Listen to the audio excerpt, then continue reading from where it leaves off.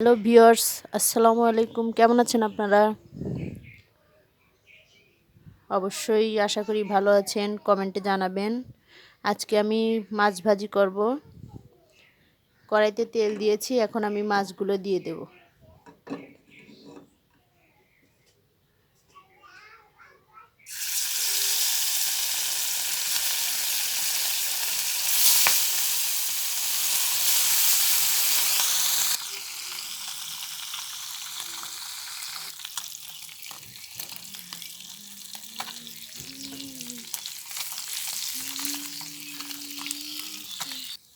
মাছ ভাজিগুলো হয়ে গেছে, এখন আমি তুলে নেব।